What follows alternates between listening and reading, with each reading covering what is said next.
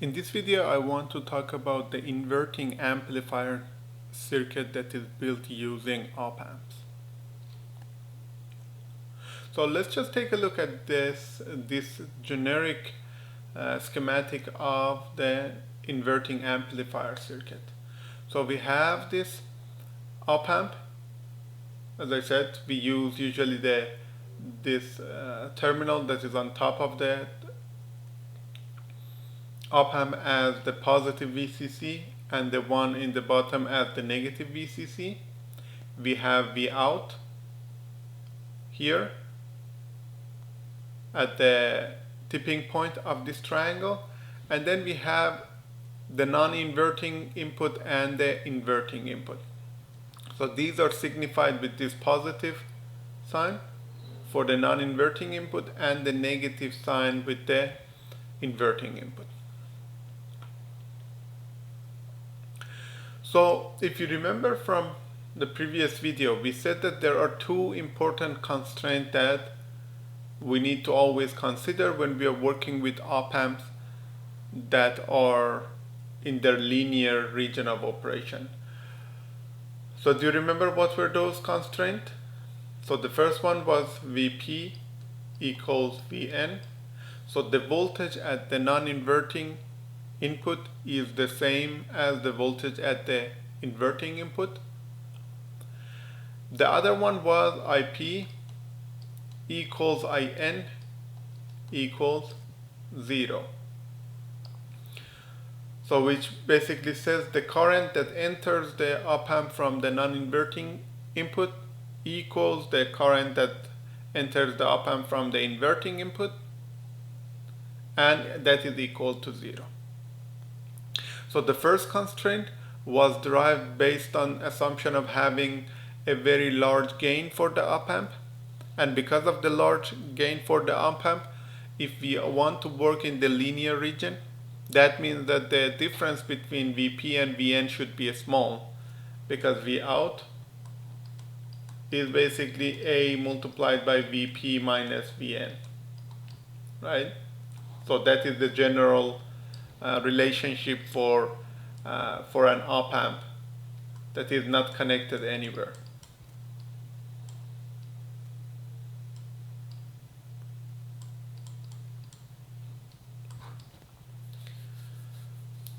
Or more specifically, that is the relationship between the inputs and the output of the op-amp, right? So that is the internal relationship. So even though we basically connect the op-amp to some additional component, this relationship still holds, right? So you keep that in mind. When I say not connected, I mean the internal relationship, not necessarily when we have op-amp connected to some other component, this relationship changes, right? So instead of not connected, probably it's better to just say inherent relationship.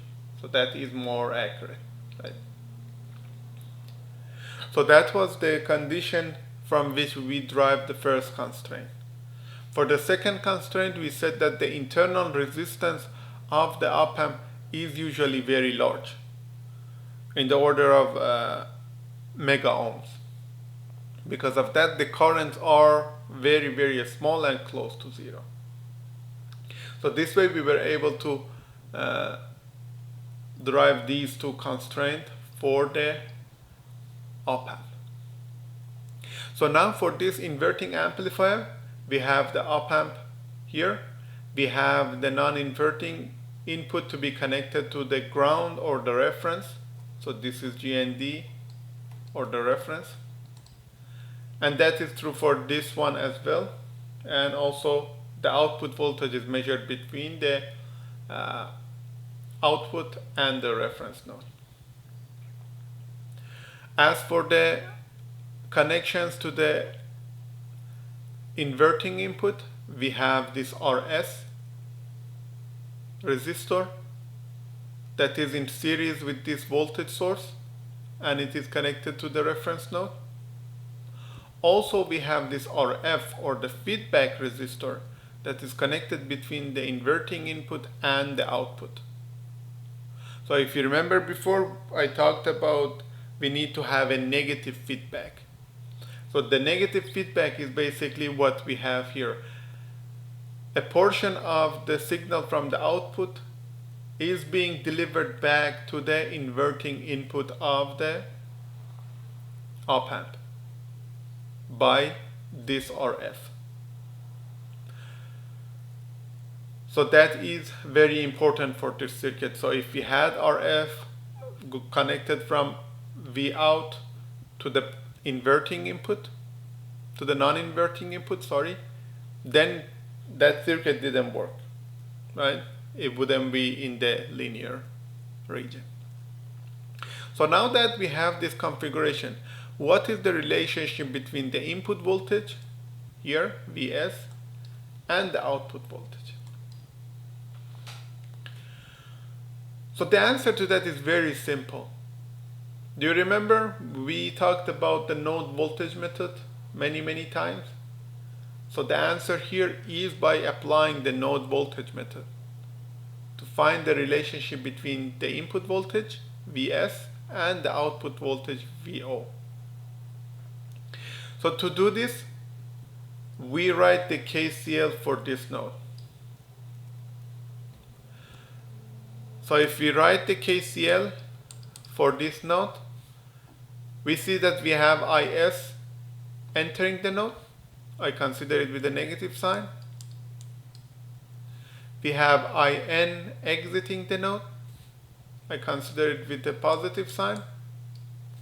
And we have If entering the node. We have, again, negative sign for this. So if I rearrange this, we get Is plus If equals In. So that is the equation that we can write for the KCL at this node.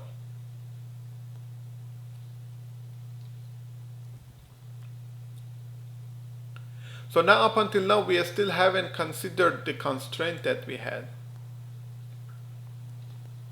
So let's just see how we can change this equation by applying the constraint. So I put the constraint again here, Vp equals Vn, and Ip equals In equals 0.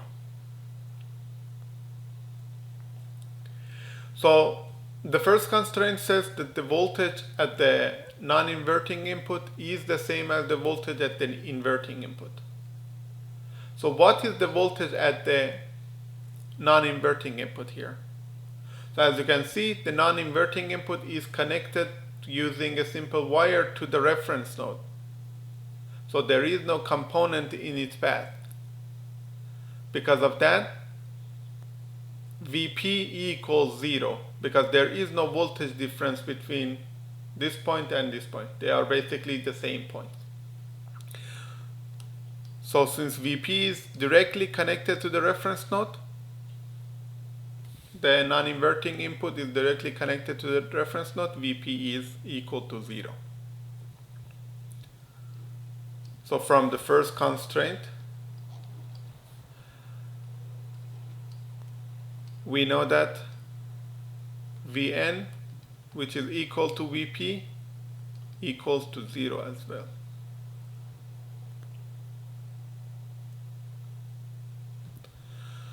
So again, keep that in mind, that Vp equals 0, because Vp equals 0 and Vn equals Vp, Vn becomes 0.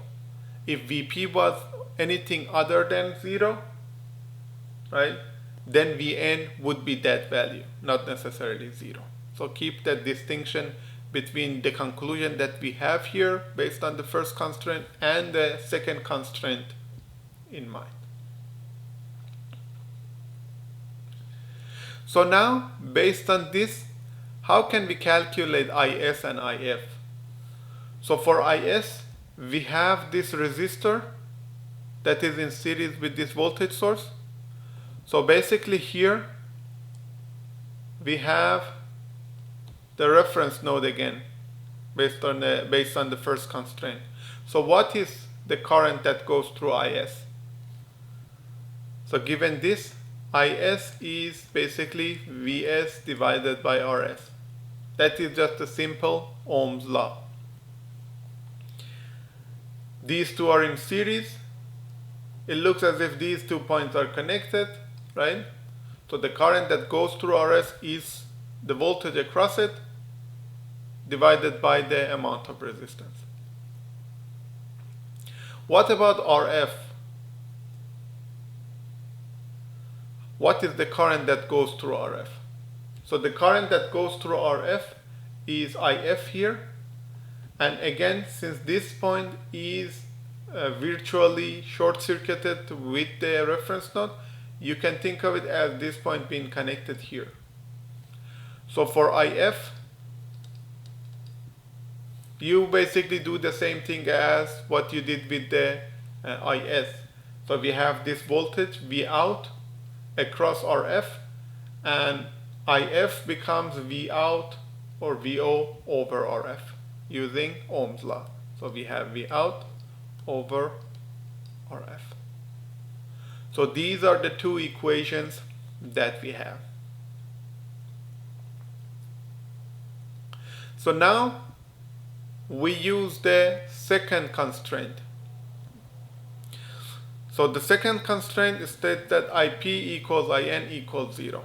So we have Is equals plus If equals In based on the second constraint.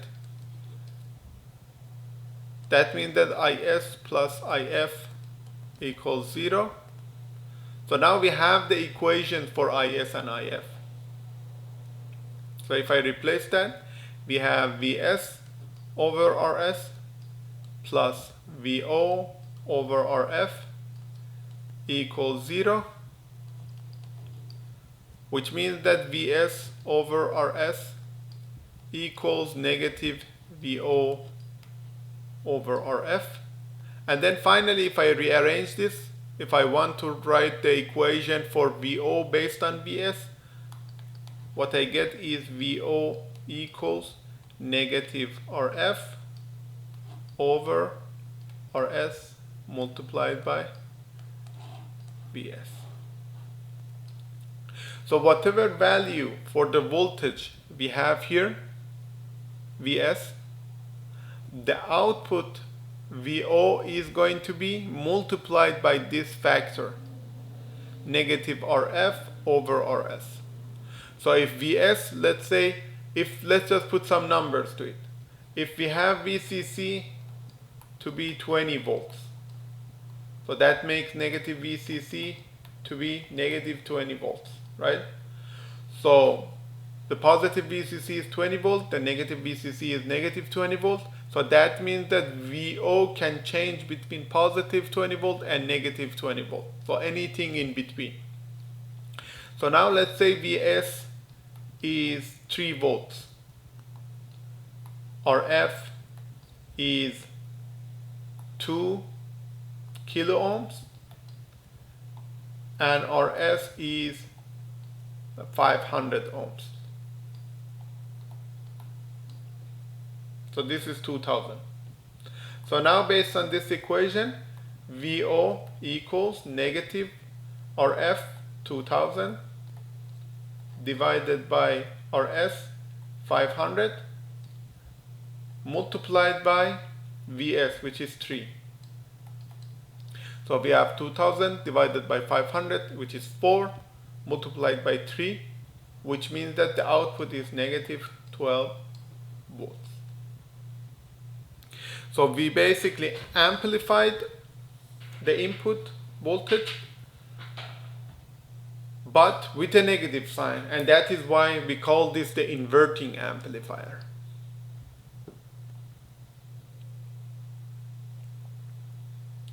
So this is how we went from the 2 voltage constraint to the final equation that shows the relationship between V out and Vs. You might say we went a little bit too far. since we already said we are going to use the node voltage method, this could be done much easier too, and I tell you that is correct too, but I wanted to make sure that you understand what we are doing. So if I want to do it using the node voltage equation that we had, node voltage method that we had before, if I consider this to be Vn, I can write the node voltage equation for this. So we have Vn minus Vs over Rs plus Vn minus Vo over Rf plus In equals 0. Now, based on the first and the second constraint, what I get is negative Vs over Rs plus negative Vo over Rf equals 0. And that is translated to this equation. So this is how we can get the equation for showing the relationship between Vout and Vs for the inverting amplifier circuit. So these are again all the necessary steps. We have the non-inverting port to be connected to the ground here, which makes its voltage 0. So since Vn equals Vp, that makes Vn to be 0 too. And that helps us to come up with the basic equations for these currents. And then finally, considering the second constraint, Ip equals In equals 0, we get to the conclusion that Is equals negative If, which combining all of them will give the equation for the relationship for between Vo and Vs. So this is the gain, negative Rf over Rs.